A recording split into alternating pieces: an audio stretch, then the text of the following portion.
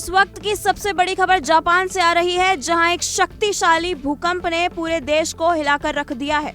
Japan के उत्तर पूर्वी तट पर 7.4 तीव्रता का जोरदार भूकंप आया, जिसके बाद हालात बेहद संवेदनशील हो गए हैं और तटीय इलाकों में डर और दहशत का माहौल बना हुआ है।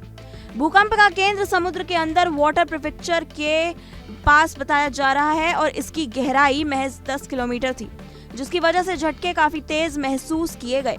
स्थानीय समय के अनुसार दोपहर करीब 4:53 पर आए इस भूकंप ने जमीन ही नहीं बल्कि लोगों के दिलों को भी हिला दिया।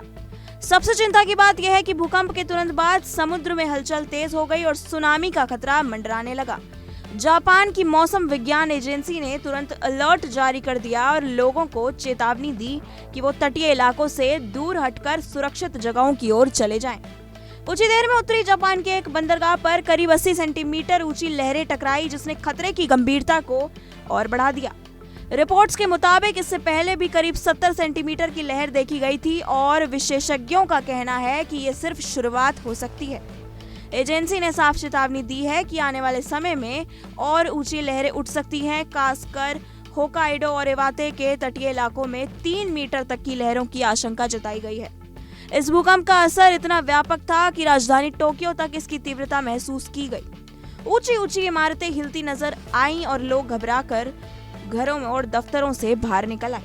हालांकि राहत की बात यह है कि अभी तक किसी बड़े नुकसान या जान माल की हानि की पुष्टि नहीं हुई है, लेकिन स्थिति पर लगातार नजर रखी जा रही है। सुरक्षा के लिहाज से कई अहम कदम भी उठाए गए हैं। खबर है कि टोक्यो से आओमोरी को जोड़ने वाली बुलेट ट्रेन सेवा को अस्थायी रूप से रोक दिया गया है, ताकि किसी भी तरह के हादसे से बचा जा सके।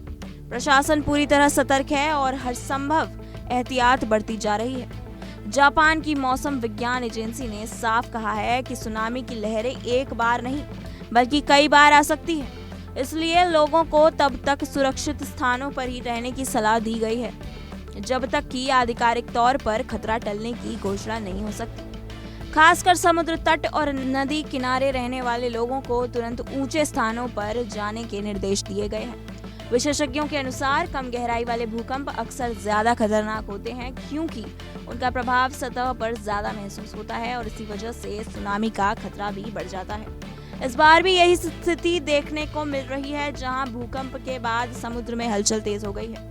जापान पहले भी ऐसे कई प्राकृतिक आपदाओं का सामना कर चुका है और वहां की आपदा प्रबंधन प्रणाली दुनिया में सबसे उन्नत मानी जाती है, लेकिन इसके बावजूद जब 7.4 तीव्रता का भूकंप आता है तो उसका असर हर स्तर पर महसूस किया जाता है, चाहे वो इंफ्रास्ट्रक्चर हो, ट्रांसपोर्ट हो या आम लोगों की जिंदगी। इस पूरे घटनाक्रम ने एक बार फिर यह याद दिला दिया है कि प्रकृति के सामने इंसान कितना बेबस है। कुछ ही सेकंड के झटकों ने पूरे देश को अलर्ट मोड पर ला दिया है और लाखों लोगों की दिनचर्या को प्रभावित कर दिया। फिलहाल प्रशासन की प्राथमिकता यही है कि लोगों की सुरक्षा सुनिश्चित की जाए और किसी भी संभावित खतरे को समय रहते टाला जा सके। राहत और बचाव एजेंसियां पूरी तरह सक्रिय है और हर अपडेट पर नजर रखी जा रही है। अब सबकी नजरें इस बात पर टिकी हैं कि क्या सुनामी का खतरा और बढ़ेगा या फिर स्थिति जल्द सामान्य हो जाएगी। अगले कुछ घंटे बेहद अहम हैं, क्योंकि यही तय करेंगे कि ये संकट कितना गहराया। अपनी राय हमें कमेंट सेक्शन में जरूर बताएं और बेल आइकन को दबाना ना भूलें। फिलहाल के लिए इतना ही। देश दुनिया से जुड़ी तमाम खबरों के लिए जुड़े रहिए इंडिया डेली के साथ। देखिए इंडिया डेली 24/7 अब आपकी स्मार्ट टीवी पर। इंडिया डेली मौजूद है सभी डिजिटल प्लेटफॉर्म पर लाइव और लगातार। इंडिया डेली 24/7 हर दिन राष्ट्र को समर्पित।